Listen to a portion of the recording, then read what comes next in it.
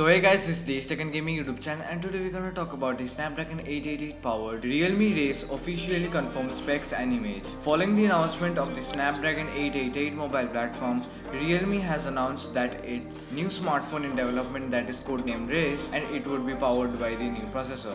According to a tweet by the official Realme account, the Realme Race will be the first flagships to be powered by this new premium chipset. This means that the phone should launch in January or February by 2021.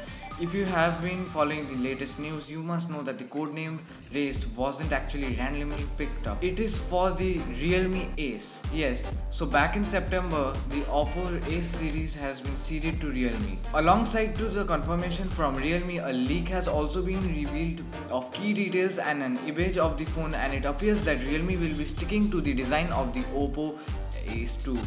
The leak was released exclusively to GSM Arena, revealing that the phone will be having this model number of RMX2202. The screenshot of the phone section of the upcoming device shows that it would run Android 11 with Realme UI 2.0 on the top. It would have 12 gigs of RAM, 250 gigs of storage, and all other expectations as we have. It also shows that the phone has the SD888 under the hood. There is also an image of the phone's rear case, and it shows that the Ace will have 4 rear cameras in a round camera housing. Flanking the sensors on the right is an LED flash. The phone has a curved glass back, and the design is very similar to the Oppo Ace 2 that launched in April.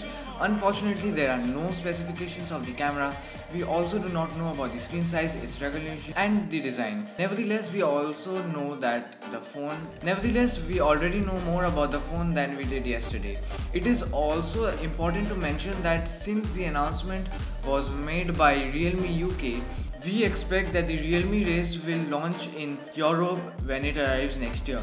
We won't be surprised if it launches in the first continent, Asia, before making its ways to other markets. And this is what we have for today, guys. Stay tuned for more updates. And what do you think about the SD888? I think it would be a superb processor, and I think just because of the Exynos 1080 and Dimensity new processors, Qualcomm is making these high-powered processors so as to compete with them and so as to gain more profits and keep its market share. And as you know, the 1080 by Exynos and the new processors by MediaTek is starting to compete and closing the gap between the flagship devices between the Qualcomm, and with the price also, it's also closing the gap as because MediaTek makes efficient and value chipsets, and MediaTek and Qualcomm makes expensive chipsets.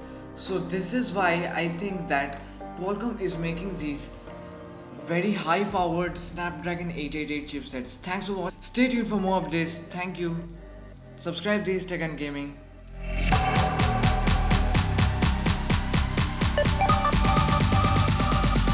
What makes this all